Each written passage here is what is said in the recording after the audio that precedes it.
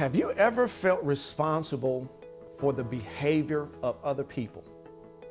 And once you take upon that responsibility, you feel like also you're responsible for fixing the problem. Well, today we talk about a young man who feels the same way and eventually had to get to the place and say, you know what? I did it. I confess. Now, those are some pretty hard words for us to admit to. I don't know about you, but if you feel like it's not your fault, it's not your fault.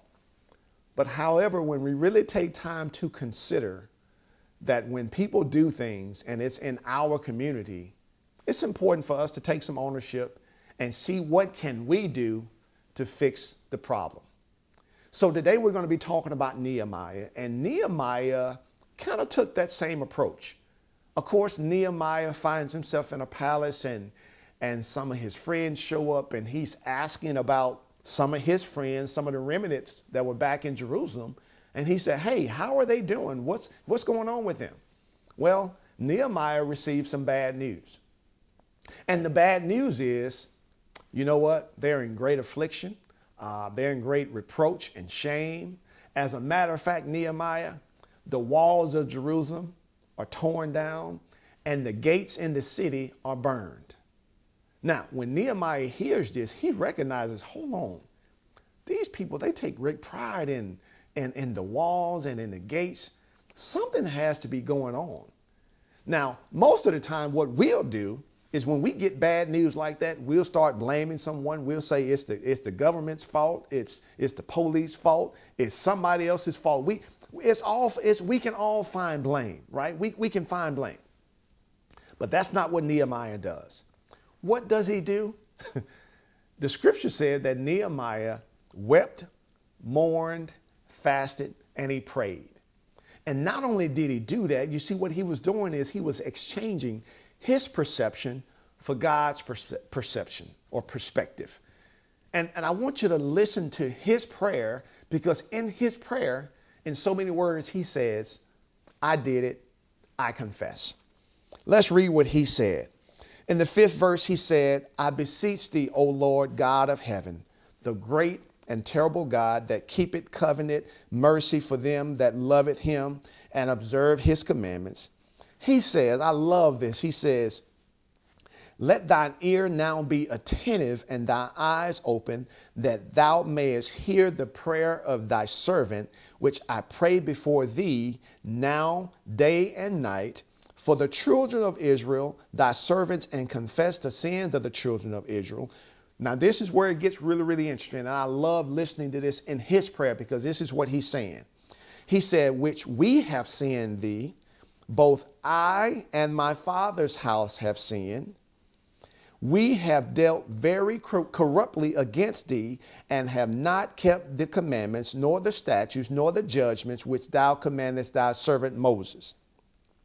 Remember, I beseech thee, the word that thou commandest thy servant Moses, saying, if ye transgress, I will scatter you abroad among the nations. But if ye turn unto me and keep my commandments and do them, though there were of you cast out unto the uttermost part of heaven, yet will I gather thee from thence and will bring thee unto the place that I have chosen to set my name there. Now, I just want you to listen to what Nehemiah is saying. Nehemiah is saying, I'm going to take 100% responsibility for what's happening back in Jerusalem. He's saying, not only have they sinned, I have sinned, we all have sinned. You see, if we want to really get to that place to where we can help people and help our community and help our organizations where we work and help the clients that we work with and help the teams that we're leading and managing and supervising, it's important for us all to just take some accountability and say, you know what? I did it. I confess. And that's what I love about Nehemiah. I mean, he was humble, he repented, and he trusted God for the plan and for the will to make things right. And so no matter what role you're in right now, if you're an entrepreneur, and you're working with some clients and you're trying to help your clients and you're struggling and you sometimes you can feel disappointed because you're trying to help them to do things and they don't want to change things, right? Or you're a manager and you're a leader and you're supervising people and you keep trying to help them and it seems like they don't want to be helped. Take some accountability and say, you know what? I did it. I confess. And that's what Nehemiah did. And because when we do that, right, we're taking on God's perception, his perspective, his purpose. And that's what Nehemiah recognized, that, you know what, there's something that I need to do right now. And what I need to do is I need to turn and seek God's will. But before I can do that, I need to acknowledge, you know what, I'm part of the problem too. And don't you know that when God sees that we admit that we're part of the problem, he's willing to give us a greater vision than what we currently have. Because for a lot of us, that's part of our problem. We don't have a greater vision because we think all of the problems and all of the issues are outside of us. God wants us, just like he wanted Nehemiah, to look at the situation and say, you know what? Where am I in this? Because I have a hand in this. I have a role in this. Here I am over here in this palace, and now I'm just inquiring about the remnant, the few that back in Jerusalem. I have forgotten all about them, but now all of a sudden I'm asking about them, and now someone is bringing me some bad news about them. Oh my goodness. And that's what bad news does to us sometimes.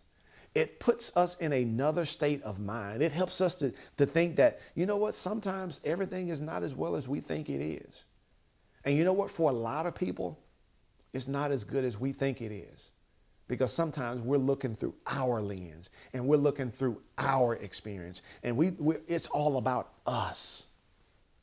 So when are we going to take some time and not make it just about us? We're going to make it about the people that we care about. We're going to make it about our community. We're going to make it about making everyone just a little bit better. But before we can do that, we all have to admit that, you know what? I did it. I confess. So listen, I want to encourage you out there today. I don't know where you are. I don't know if you're an entrepreneur. I don't know if you're a manager or supervisor. And you're probably struggling with your teams. You're probably struggling with your clients.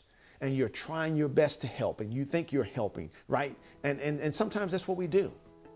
Step back today and take some ownership and say, you know what? I admit, I confess. I'm part of the problem. And when God sees that we admit that we're also part of the problem, God would give us a greater vision to be part of the solution. So listen, be encouraged today. And guess what? I admit, I confess, I did it.